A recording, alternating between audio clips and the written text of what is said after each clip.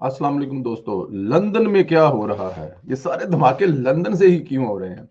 चाहे वो नवाज साहब लंदन से बैठकर बड़े ताकतवर और मुकद्दस गांव के नाम लें, चाहे वो नासिर भट्ट साहब लंदन से कोई वीडियो रिलीज करने की धमकी दें। पाकिस्तानी सियासत का महवर इस टाइम लंदन शहर क्यों बना हुआ है?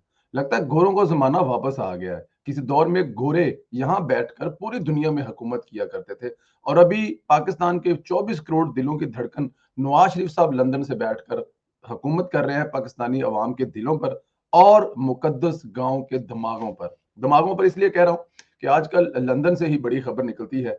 ये अब राणा शमीम साहब की जो खबर है, जो उन्होंने अपना वहां पे एविडेंट जमा करवाया है, और वो भी लंदन से आया है। अमेरिका में थे जहाँ पे उनकी जो वाइफ थी वो जेरे इलाज थी।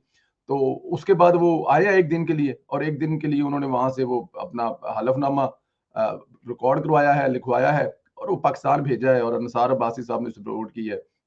बात रुकती नहीं है यहाँ पे। ये एक जज साहब के इस बयान से बात रुक नहीं रही, बात बहुत आगे जा रही है। बहुत कुछ और तैयार हो रहा है, तैयार हो चुका है, फ्रांसिक हो चुका है, रिपोर्टें बन रही हैं, सारा कुछ लंदन में हो रहा है। अब लंदन में क्यों हो रहा है? डेफिनेट पाकिस्तानियों का दूसरा घर ही लंदन है। अगर देखा जाए तो दुनिया में पाकिस्तानी पाकिस्तान से बाहर जो सबसे ज्यादा रहते हैं वो लंदन में रहते हैं, तो इसलिए लंदन जो है ना इस टाइम बना हुआ है। अच्छा, चले इस चीज को लेके आगे चलते हैं।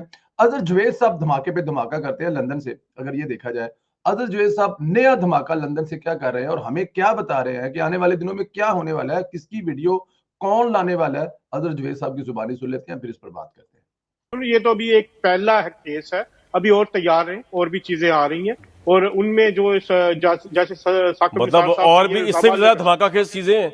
ये साकिब जी निसार साहब को बिल्कुल। मिलाइन करने की कोशिश तो नहीं है? अजहर भाई बता दें मुझे, मैं परेशान हुआ मिलान, हूँ कल रात से। आप परेशान ना हो, आप अगले प्रोग्राम की तैयारी करें, अच्छा। क्योंकि उसमें जो ये तो एक रिटर्न थी, उसमें वीडियोस भी आ रही हैं, और जिसमें वीडियोस भी आ रही साकिब हैं। निसार साहब के हवाले से जो मुबैना इल्जामात है वो इससे भी बड़े संगीन इल्जामात लग रहे हैं। और ये वीडियोस भी तकरीबन हतमी मराहल में, जैसे मैंने आपको पहले भी हतमी बराइल बताया में था, मतलब एडिट हो रही हैं लंदन में ही? एडिट एडिट हो चुकी हैं, वो फोरेंसिक भी हो चुका है उनका, और सारी वो सर्टिफाइड है, ये वाली लाइन जरा लग दोबारा रहे हैं। सुन ले। और ये वीडियोस भी तकरीबन हतमी मराहल में, जैसे मैंने आपको पहले भी हतमी बराइल बताया में था, मतलब एडिट हो रही हैं लंदन में ही? एडिट एडिट हो चुकी हैं, वो फोरेंसिक भी हो चुका है उनका, और सारी वो सर्टिफाइड है।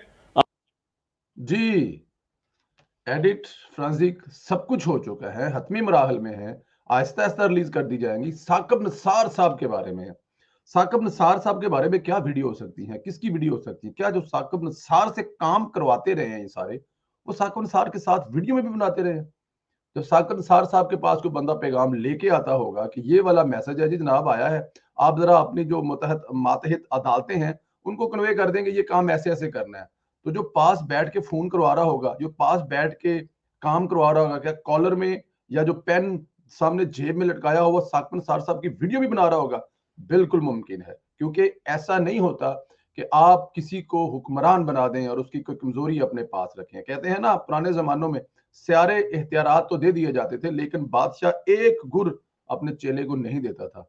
तो लगता है कि साकिब नसार साहब को कुर्बानी का बकरा बनाने के लिए एंड में कि ये साकिब नसार साहब ने सारा कुछ खुद ही किया है, हमारा किसी बात से कोई तल्लक नहीं है, ये साकिब नसार साहब की जाती चॉइस थी कि नवाज शरीफ साहब को इबरत का निशान बना दें, मरियम नवाज को सियासत के लिए हमेशा से बैन कर दें, पाकिस्तानी अवाम को आटा चीनी दाल के भाव गिनवाएं। ये खाली साकिब नसार का प्लान था। क्या इस किस्म की वीडियो सामने आ सकती हैं?